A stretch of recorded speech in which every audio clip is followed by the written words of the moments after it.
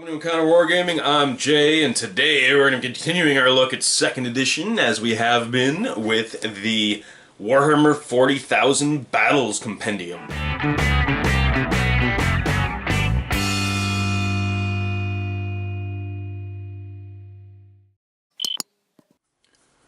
Alright, so today we're going over the Warhammer 40,000 Battles book, and basically this is like a White Dwarf compendium, more or less, that they released back in 2nd edition. It just gives you extra, as far as I know, without looking through this ahead of time, it just gives you extra scenarios, gives you a bunch of battle reports and example scenarios type stuff, as well as a whole bunch of other cool features, which we'll obviously be going through as we look through this, so let's dig into it.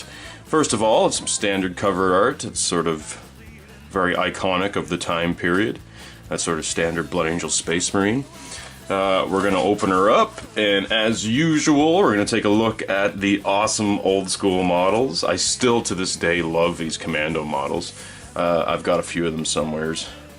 And the Mega Orc models, Mega Armored Orc models as well. You can see this is actually the way the Mega Armor looked back then. It's very similar to like modern power armor and stuff, which is kind of neat. And I also have a few of these models kicking around as well, which I actually intend to use in a more modern Orc army. I do have the Cromlech Mecha Armor guys, which I use on a general basis, but I have these models and I really want to pull them out. But anyway, regardless. And the old Catechins actually look sweet. I still think they look better than the current plastic models that they have nowadays for the Catechins. And same with the Scorpions. I actually find the old Scorpions much better looking, because the new ones have like those curly elf-like helmets, which make them look kind of silly, to be honest with you. And again, Karandras, I believe, is actually still the same model as it was back then. I don't think they've updated that model at all, much like all the Chaos characters. I don't think there's been any new Phoenix Lords, which is crazy. Just absolutely crazy. Anyway, looking at this page, again, the most important page whenever dealing with an old school book like this. So we're looking at 1995, which is great. And it doesn't actually list any actual writers here, because this is, like I say, a collection of White Dwarf articles, and so it's just simply produced by Games Workshop. There you go, a compilation of Warhammer 40,000 articles from White Dwarf magazine. So let's just start digging into it. Like I said, I am not going to go through all of the articles in specific details, much like the Codex reviews we've been doing. I don't go through every single freaking detail. The point of this video is really just to show you the old school books and how things used to be. Take a look. So we've got Andy Chambers wrote a nice article on assault squads, what makes good assault troops. Again, a tactical article, pretty much, with examples, of course, assaulting a position, how to properly do that, using, of course, the 2nd edition of the rules. So, you know, believe it or not, a lot of these tactics would probably still be sound today, even though, of course, assaulting works very different nowadays than it did back then. Back then, you either assaulted in your movement, like you would charge in your movement phase, so there wouldn't be like this move, shoot, charge situation. It's like either you move and shoot, or you just charge right in and then wait for the assault phase to do your cool fighting. So, yeah, that is what it is. Assault troop tactics, cool. I love these old maps because everything's just like lime green. As I say, everything back then, everybody had the green grass tables. Countermeasures, how to counter assaults, that's pretty cool. Assault weapons, and what they do. And then we're looking at the Ultramarine Assault Squad. Just like a good look at the paint jobs that people had back then. Again, the goblin green bases with the standard green flock on it. It's just kind of how everybody did things back then. But it's interesting to note the color schemes. So whereas nowadays people have even gone as far as doing metallic blues and gold for their Ultramarines, many others have done the blue armor with gold trim as opposed to the yellow trim. As you can see, their weapons here are like bright red. I don't see anyone do that anymore. But that being said, the yellow that you actually see around their shoulder pads is their company marking, if you can believe that or not, at least back in this edition. So I assume by the yellow that would be second or third company, probably. I think third company was red, actually, so that's probably second company, Space Marines. Oh, sweet. I love these old pictures of the old models. Look at all the single pose Khorne Berserkers. All the Khorne Berserkers that are all in the same pose, the plastics. The Attilan Rough Riders. Still to this day, the only Rough Riders other than the Talarn and the Talarn Rough Riders that they came out with briefly, which I believe are discontinued. These might even be discontinued too, but I don't recall seeing any newer Rough Rider models other than the Death Corps of Krieg models from Forge World, I want to say. Are they Death Corps or Elysians? I think they're Death Corps. Then we've got the old school Arbites. Those are so cool. I still to this day love those models. They're just so Judge Dredd looking. So awesome. And of course the goofy Freebird orcs. Hilarious. Now the old Swooping Hawks, which again to this day I still think are awesome models against our assault squad. So they're just showing you various assault units here. Obviously you got the Rough Riders, great assault unit, even back in this day. And our Assault Marines there, of course. So now we've actually got an article, again by Andy Chambers. You can see he's taking a much larger role in this edition of the game. And you'll see as we get into 3rd edition that Andy actually had a much larger role in a lot of the codices. But regardless of that, again, our Adeptus Arbites, wicked cool models. I would still love to get my hands on a whole bunch of those. I know they've come out with newer ones for Necromunda. I shouldn't say newer because they're not the new Necromunda, but they are newer. The next edition of Necromunda that came after this edition. The edition of Necromunda that came out this time, I've actually shown you guys in a past video, so you can actually probably check that out right there. I'll put a little link there for you guys. And you can check that out. But regardless, let's continue looking at 2nd edition. So we've got rules for the Arbites in 2nd edition here. It looks like we've actually got a proper army list to select them with. That's neat. Yep. Got some weapon rules. Got the Arbiter Champion, Arbiter Squads. War gear list, there you go. Cool. So I guess they've updated this now from the Codex Imperialis that we looked at the beginning of this 2nd edition playlist. Also, you can go back and check that out right there if you haven't already checked out that video in this playlist. I mean, obviously, we're going in chronological order here. But, yeah, moving on. The Razorback. So now we're looking at Razorback tactics. Look at the old school Razorback, again with the bright colors. Everything was so bright colored back then, which is still awesome. I mean, that looks wicked awesome. And even though the newer Razorbacks look very, I guess the turrets look automated, I would still love to put one of these old turrets on the modern Rhino body, because of course these Rhinos are super small in comparison to the current Rhino, but this turret just looks wicked awesome. I love the guy sitting there with a massive shield in front of his face. And I don't even think the current Rhino has, even though in rules you can give it a las-plas option, I don't think that it actually exists on the model. I'll have to double check that, but I don't think there is actually a las-plas version. You have to get it through Forge World or a third party. But this would be wicked cool to just bolt onto the top of a current Razorback. Because believe it or not, this turret piece will actually fit in the hole of the plastic, Predator adaptation for the Rhino. Also, this metal piece that it's got here will actually fit over the Rhino doors, the blank Rhino doors section that the thing. So you can do it either way. Either way, I'd like to get my hands on a couple of those. If anybody out there knows where I can find one other than eBay for a stupid price, please throw it my way. I would love to even buy it off you. Let me know. So, we're looking at Razorback tactics here. Allocating your plasma gun hits, that's interesting. The turret frontal zone, that's interesting, because your hull weapons, of course, are going to follow this 90-degree fire arc. I thought turrets were 360 even back in this edition, but I guess you would have to move it. Interesting. It depends on which way your turret's facing. It doesn't just swivel around 360. That's interesting to note, because I was unaware of that. Old school striking scorpions, or sorry, warp spiders. The old school warp spiders, which again I think are actually the current models for those. I don't think they've ever come out with newer warp spiders. Come on, where are the warp spiders at, guys? And there's the Razorback data sheet. We've already gone over that in the War Gear cards and data sheets video. So you can again go back in the playlist and look that up, or maybe I'll just put another link right there for you guys. So we've already looked at that data sheet. I don't really need to show you that today. We're just trying to get through this book. So we got some Leman Russ tactics as well. Even back then, the Leman Russ was like the best tank you could possibly take. Cool, so they're introducing some new rules for the Leman Russ, which is neat. Leman Russ battle tank, crew options, frag defender.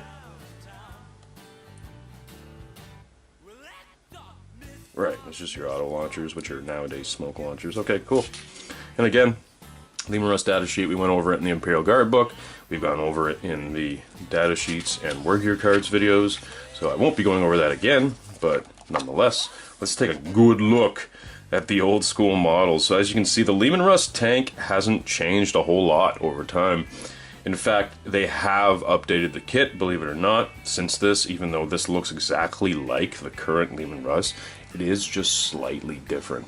The shovel here is very different than the shovel they give you nowadays. The basic skeleton of the tank is the same. You'll notice if you actually hold one of these up to one of the newer ones, they're almost identical with very few differences. Of course, the heavy bolters look a little bit different. You'll find some of these details up the side and stuff. They are the same, but it's like on the newer plastics, they're just kind of a little bit more defined, which is interesting to note. But yeah, it's basically the same model it's always been. They never really changed it a whole lot. You'll notice the hatches are very different than the current hatches. Yeah, and like I say, the heavy bolters are a little further updated, the las cannon's a little better looking, but basically the core of the Leman Russ tank has stayed the same. The model kit hasn't really changed much. And they're showing them here, a Leman Russ with supporting some Ultramarines. Again, you could take that as your allied, you could have allies in your Space Marine army, so very similar in the way you can today, except now that they've updated the detachment rules so that you can't just include everything of the Imperium all in one detachment anymore. But in this edition, you totally could. Space Marines could ally with other Space Marines, they could ally with Imperial Guard, Squats, and Eldar. So you could just randomly throw some Imperial Guard tanks into your Space Marine list, and why the heck wouldn't you? Because Leman Russes are absolutely awesome, even were back then. There we go, we've actually got some extra vehicle upgrades, which is kind of neat. I believe these ones... maybe they weren't in the collection of cards that I showed you guys. So let's just take a good look at these for a second, since they're different than the ones we've already covered. Ceramite armor. Multi-meltas, melta-guns, melta-bombs, which hit the vehicle. Must have the results rolled for armor penetration. Ooh, so that's kind of like Armored Ceramite is nowadays in Horus Heresy. Cool, kind of lessens the damage done by melta weapons. That's neat. Vortex Detonator. Let's see what this is. Projects a field over a large area that can detect tiny warp drives and vortex grenades. Detonate prematurely. If a model's within 12 inches and attempts to use a vortex grenade, they will be detected by the vortex detonator, and the grenade will automatically explode in the model's hand. Oh, ooh, that makes vortex grenades way less powerful, or way more haphazard and dangerous, I suppose. Blade of armor. What's this? Bolted extra protection plates onto forming a secondary layer of armor. Ignores the first hit, which successfully penetrates the vehicle's armor. Wow, that's really good for 15 points. Further hits penetrated counts as normal. Hits from graviton guns, shack attack guns ignore blade of armor. Makes sense. Most crewmen are not protected by a blade of armor and will be affected normally. Cool. Electro hull.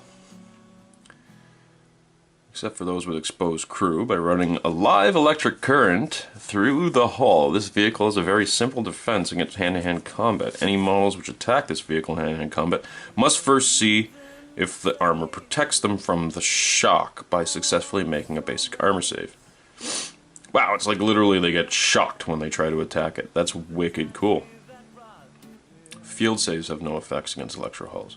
Ooh, so your power fields don't help. Yikes, you're just relying on your basic armor. If a model fails, then it'll be thrown back an inch and may not attack this turn. If a model successfully makes his basic saving throw, then the attacks the vehicle as normal.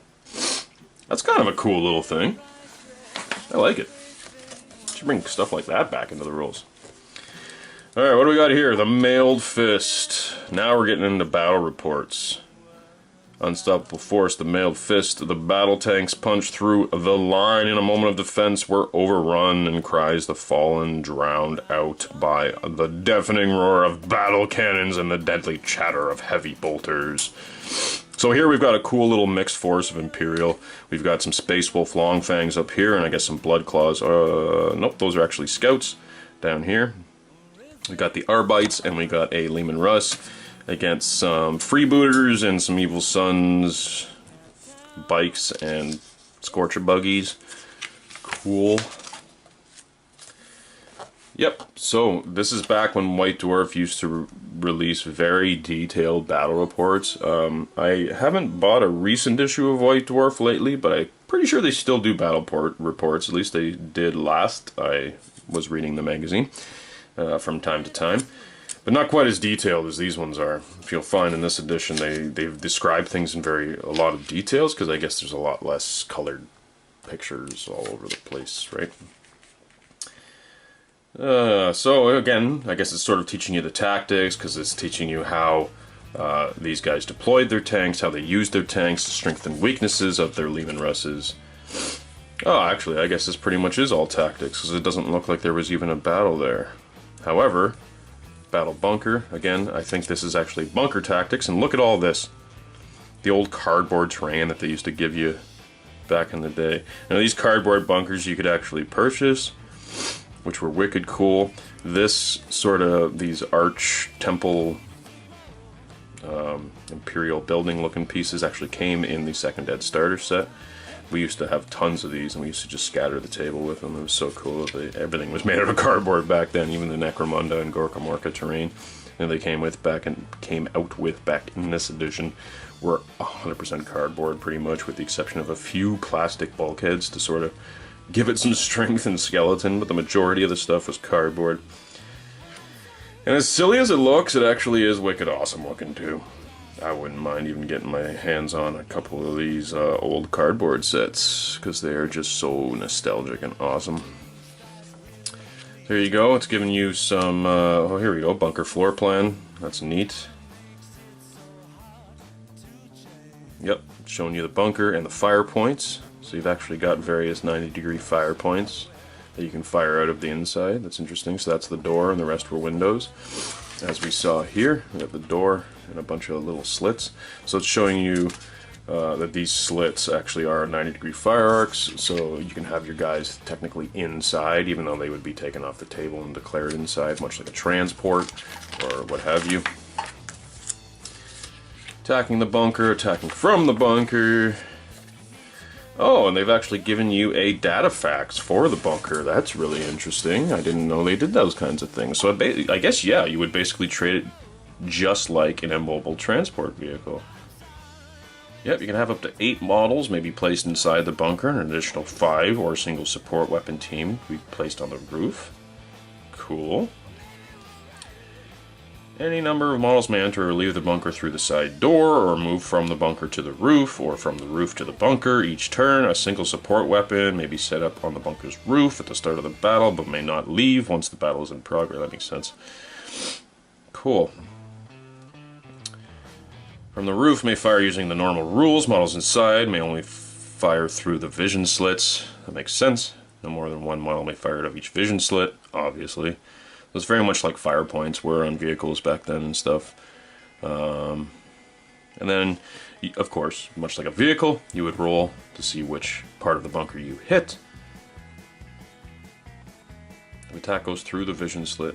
Wow, weird. So on 1 you hit the vision slit, on a 2 you hit the door, and on a 3 to 6 you hit it pretty much anywhere else on the bunker. So you could by chance, actually shoot through the slit and shoot a Space Marine right in his face as he's trying to shoot out. That's wicked cool. Oh, we've got a couple extra strategy or mission cards to go along with it too. Cool. Hold the line and bunker assault. So I believe these were actually in the collection of cards that I had. They may not have been, but it's cool that they just give you extra mission cards. Again, these add to your missions. At this point, yep, it is basically a scenario that they're giving you. So a mission telling you how the Blood Angels versus the Goths. So this would be the stuff that you got in the starter set, right? Just telling you how to basically expand on that. So it is a proper battle report, I suppose, because it's giving you exact models that you'd be using. Deployment and game length, yep. Over the top. Orc briefing. Cool. And again, just love looking at the old school stuff. Look at these models. They just look so silly in comparison to what we're used to nowadays. But this cardboard terrain was so freaking useful, especially since it could be flat packed and brought from place to place. So awesome. And they were just tall enough that if you didn't want to flat pack them, you could actually put them in the starter set box and carry it from your friend's house to the next friend's house or whatever, or the store or wherever you were going to game. Space Marine tactics, Orc tactics, game variants. Look at this old John Blanche artwork. So cool. Loving that. Love the guy's style. There's just something great and grimdark about it.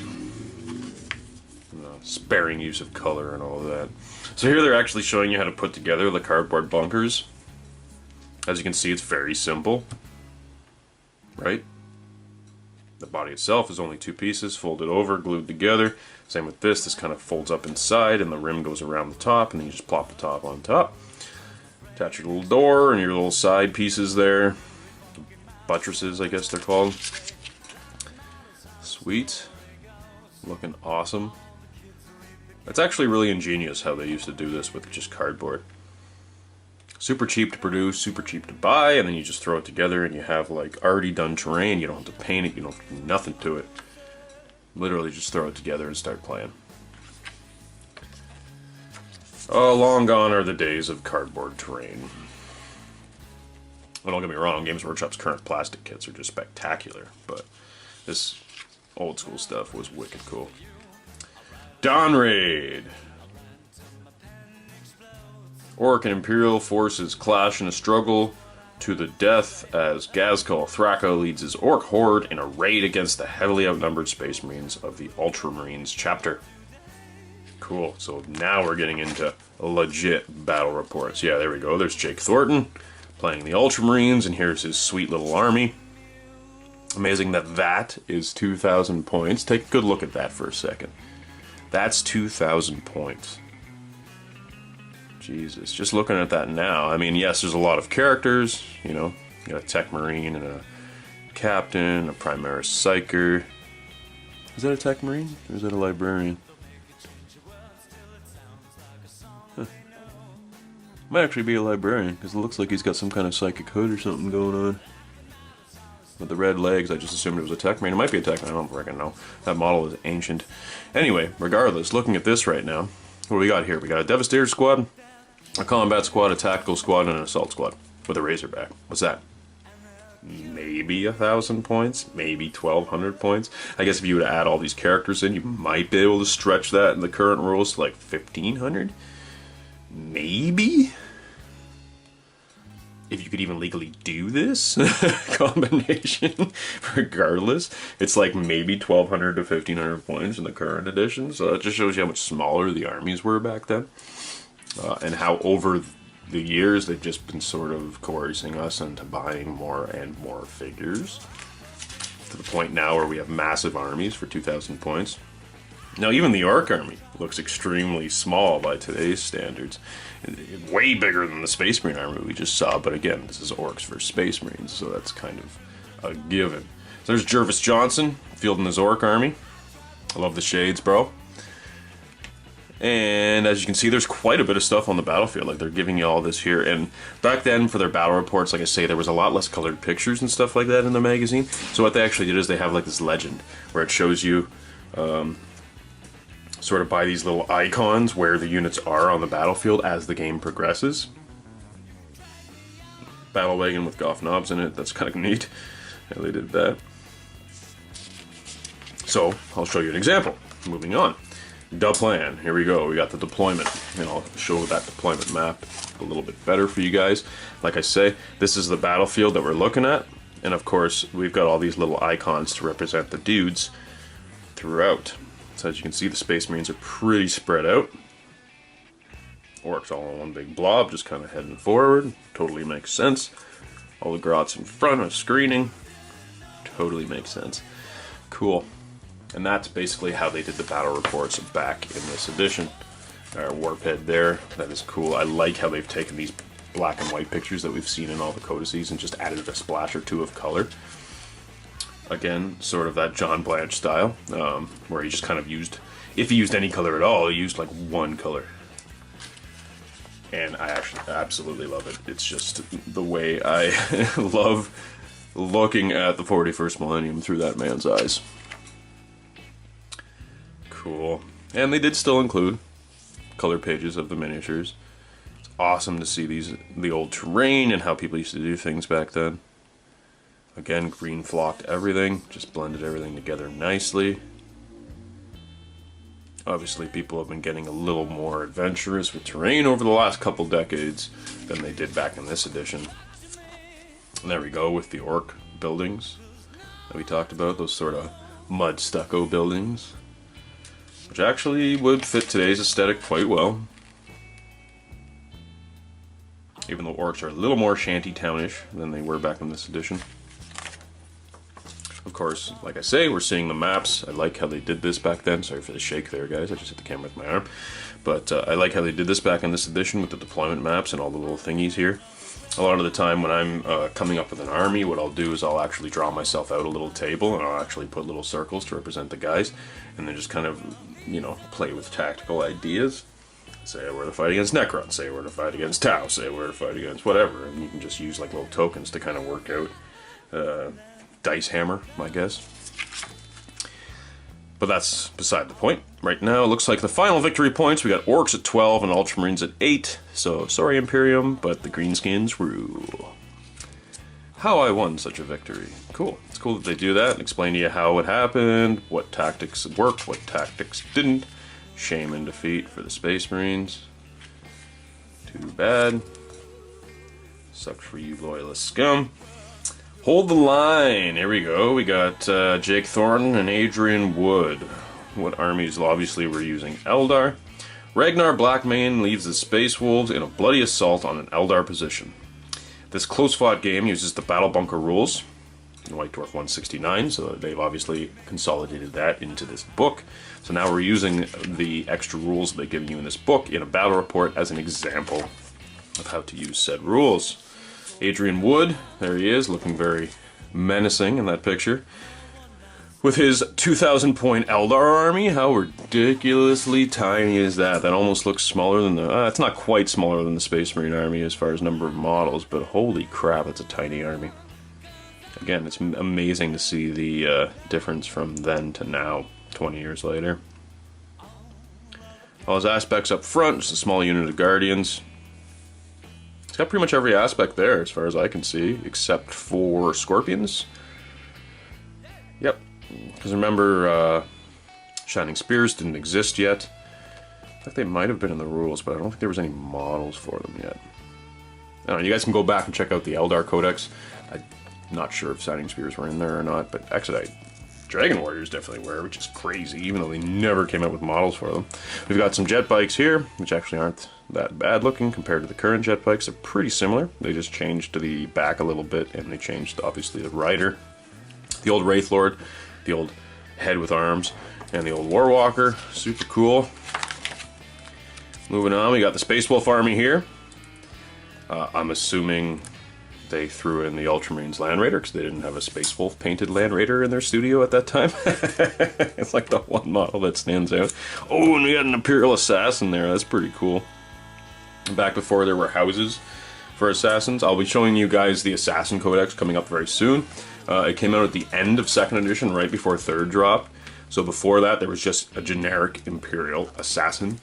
You know what I mean? There wasn't a Calexis and a Calidus and a Eversor and a Vindicare. There was just the Assassin, and he just was what he was. Again, the Primaris Psyker seems to be, at least in this edition, an auto-include in all of these armies. Yep, we got Ragnar Blackmane, we got the, what's his name, Stormcaller, something or other, we got a Rune Priest, or sorry, the, what's the Tech Priest equivalent? Wolf Priest. Wolf Priest? I don't know. You guys can correct me in the comments. Rune Priest is the Librarian, Wolf Priest is the Tech Marine, right? Or is a Wolf Priest a Chaplain? I don't freaking know. Regardless, let's move on. Check out the battle. Again, with these sweet little maps. That's a cool piece of art. I really like that. You go look at that for a second. I like these deployment maps. I think it's wicked cool. I like how they've done that. I don't see enough of that anymore. And actually, it looks like it was... Oh, no, just turn 1 victory points. I was going to say that can't be the end of the battle. We just got started. Look at the very simple terrain pieces that they made. Paper leaves. Again, I think I might actually do these like styrofoam ball cactuses, because I think that would be a wicked easy one to do. With just styrofoam balls and toothpicks. And I think they'd make a good addition to our orc table that we're doing for our battle reports. So, because I need to start building some more terrain for that orc table. So we've gotten off that. So if you guys want to see that, you can do it up. Oh, there's that old school bunker, the old resin bunker that they used to sell. I actually used to have one of those, and then I actually donated it to Hogtown 40K, so they got that at the Sword and Board right now. If you guys want to actually go and see what that model looked like, head over there. It's a little chipped up at this point, but the club still uses it quite regularly. Nice little terrain piece. It's actually a bitch to place models inside if you have a unit more than 5 models, but kind of why I donated to the club. I like making my own terrain. As limited edition as that piece was. And I love just looking at the old Land Raider. How boxy it was and how silly looking it was. Bright colors once again. Again, I guess they didn't have a Space Wolf painted Land Raider, so they were using the Ultramarine one, which is kind of sad, considering Games Workshop Studio back then. But I guess, you know, times change. They probably have a much larger budget for things these days. And the Wraith Lord versus the Assassin, that's a fair fight. I didn't realize Aldrad was on the battlefield, that's pretty cool. And what do we actually got here? Is that, yeah, that's a Warlock fighting Bjorn? Is the Dreadnought actually Bjorn? I believe that was the model for Bjorn. Let's go back to the beginning. I just want to know if they were actually using it as Bjorn or as a Dreadnought. The Dreadnought is Bjorn the Fell-Handed. There you go. Crazy. Versus a single Warlock? Yeah, that'll be a fun fight. Holy crap.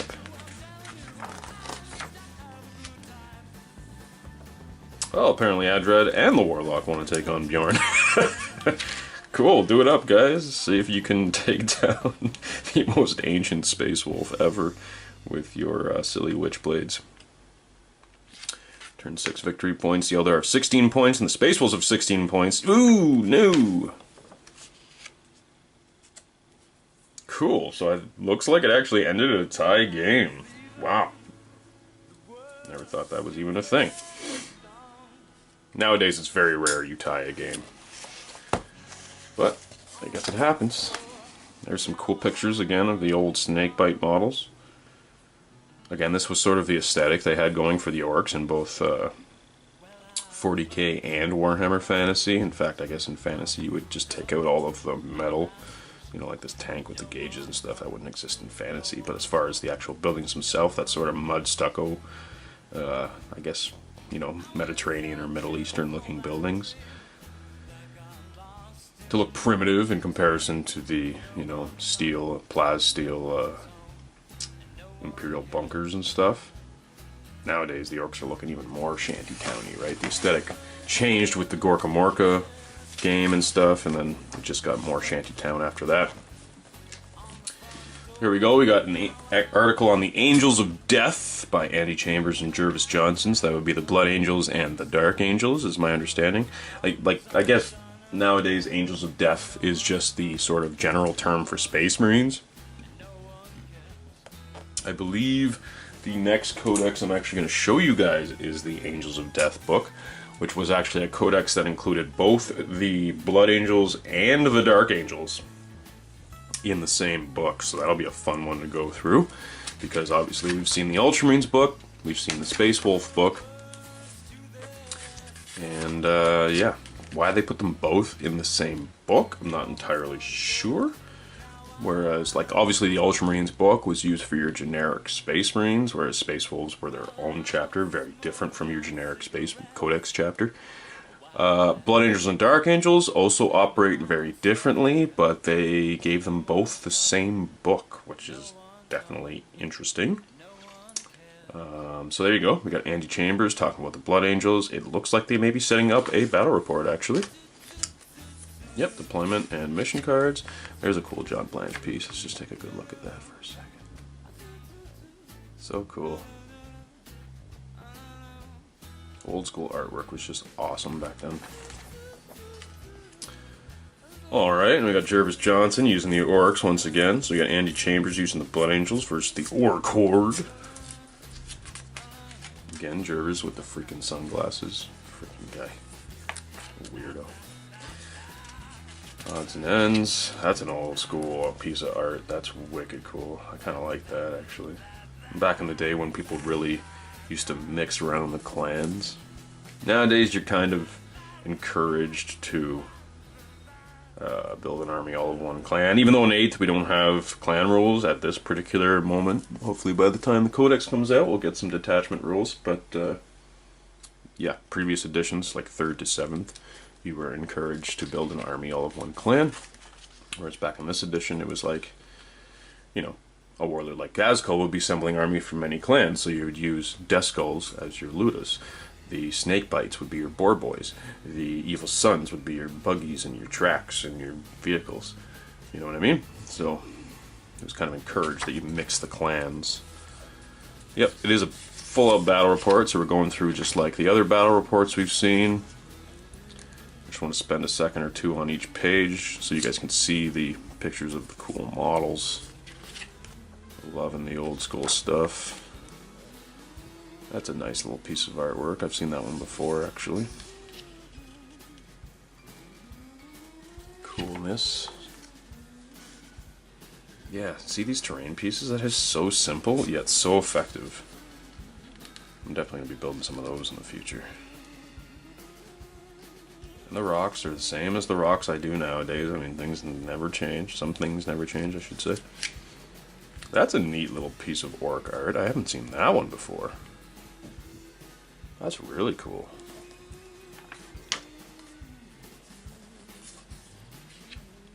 And the detail they've gone through. Like, this is already 6 or 7 pages of battle report. And we're only on, like, turn 4. No way they would have taken up that much space in a current White Dwarf for a battle report. Alright, moving on. Witch Hunt. What do we got? We got Eldar vs. Orcs. This month's battle is a mighty clash between the Eldar Warhost from the Bealtan Craft World and the Orc Horde led by Warboss Grishnak. The game uses the new psychic system from Dark Millennium and demonstrates the destructive power of Psychers. So I showed you guys the Dark Millennium expansion. We went through the books from that and the cards and all that kind of stuff, talked about the psychic phase and how that works. So once again, if you've already been going through this playlist video by video, you've already seen it, but if not, you can go check out the top of the screen there. Click on that video, even after you're done watching this one. So again, you got Jake Thornton, fielding the Eldar. Love the Bealtan paint scheme as opposed to the Ulthwi ones we've been seeing so far. Green and white. Swooping Hawks still look like Swooping Hawks. Aspect Warriors would maintain their colors across craft worlds.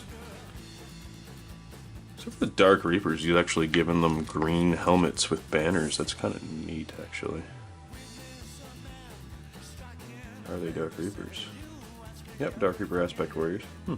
Yeah, and even with the Swooping Hawks, they've just given them green helmets. They still maintain their blue armor, they've just given them green helmets, which is kind of neat. The Eldar Plan of Attack. Cool. And again, that is an awesome piece of artwork. We've got an Eldar Titan, we've got an Orc Gargant, look at the obviously a looted Orc Rhino. Super cool. Wow, Gershanak. Love that picture, it's so orky. Nice face there, bud.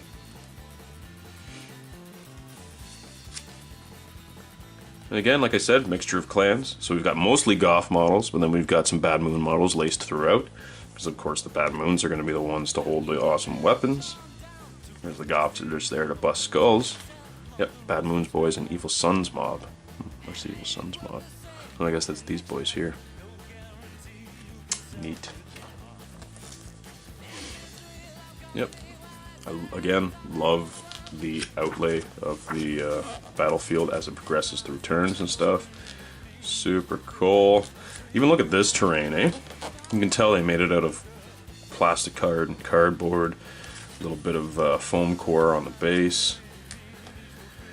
Super easy to do, super simple. You know, everything was just basic back then, but it's very effective. Just a little bit of weathering, not like super crazy like people do it nowadays. Just clean, nice, effective, aesthetically pleasing, very simple rock formations made out of foam, sand, a little bit of dry brushing, boom. Fences, some mesh, and some popsicle sticks or balsa wood, I suppose. These pieces actually look like pieces of sprue, which is a great use of your sprue. Awesome. Yep. Oh, Orcs pulling into the lead over the Eldar. Oh, Eldar tied up in turn 2. Sorry, in turn 3. Yep, nope, turn 2. Eldar tied up.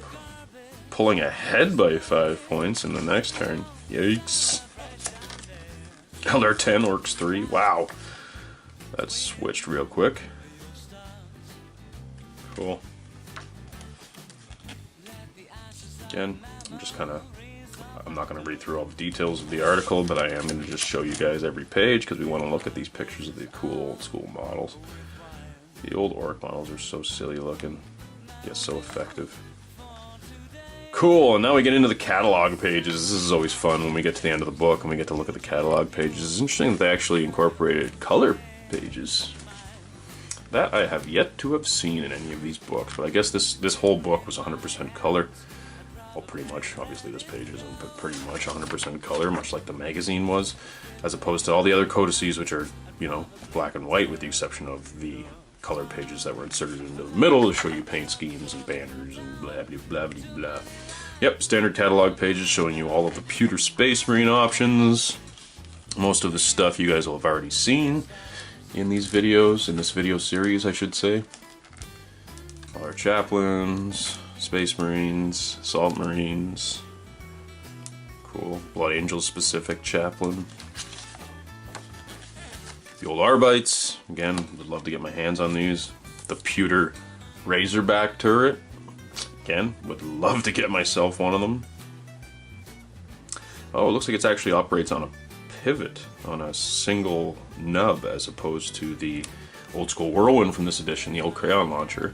I still use in my 30k army today, and I suppose in my 40k army too, as a Scorpius in both games.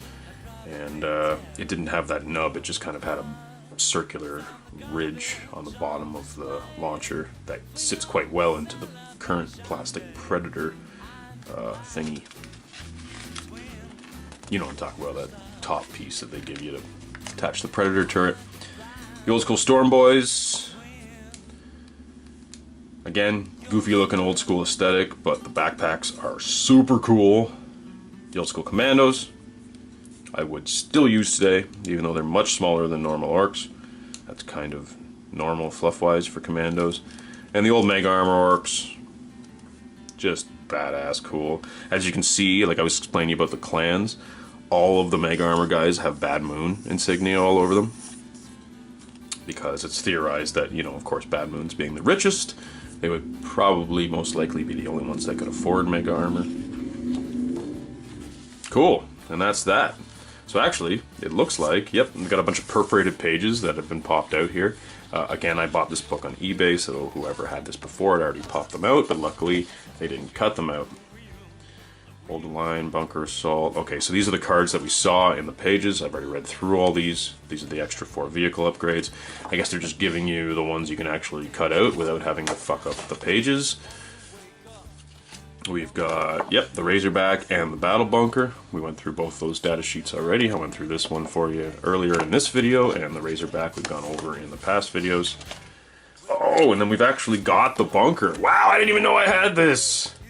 Oh my god, I'm gonna have to cut this out and set it up, because it's just so cool. I don't even know if I want to, though, because it's kind of a collectible in this form, right? What do you think, guys? Comment below. Should I cut this out and actually set it up and use it in our battle reports? Or should I just leave it like this, because it's super collectible this way? Wow, so cool. I didn't even know I had that. Yep, a couple options for doors, that's wicked cool. Love it. Oh my god, that is so neat. Love it. And finally, just a sweet battle scene to see you off with. Ultramarines of Historics. It actually looks pretty familiar. You may have seen this in the Orc book or in the Ultramarine book already. Cool.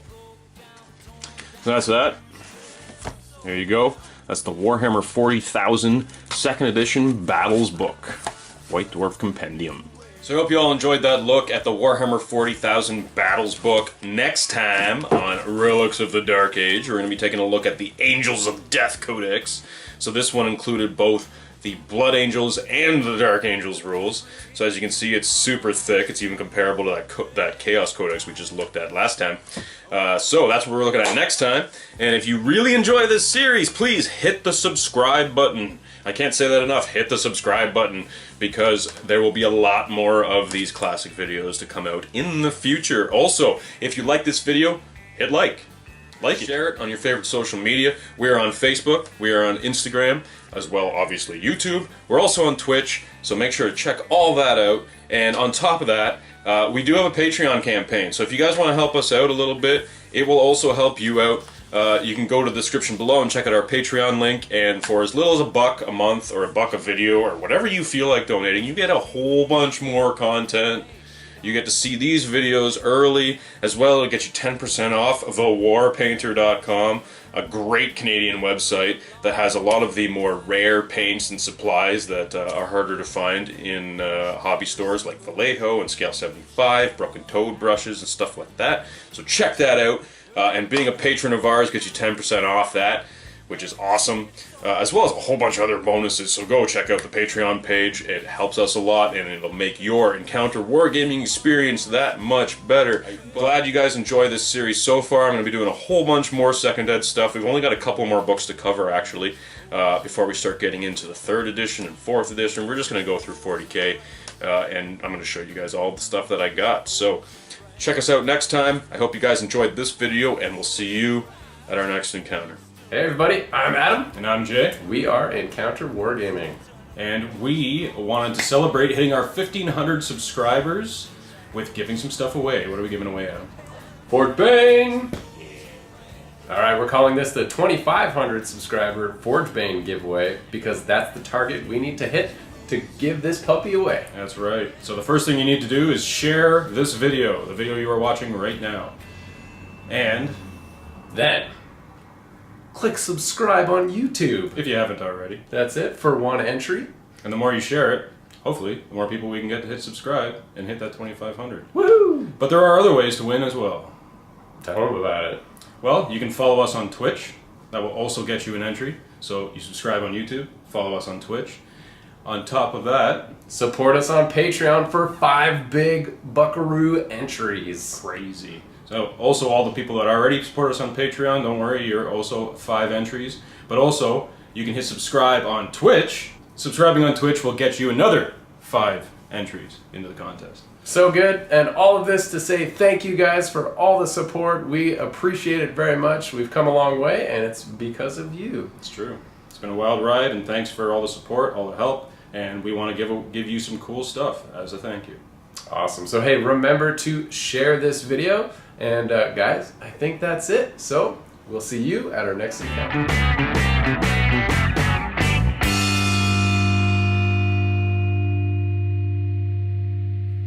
Like a monkey in a rocket on his way back home.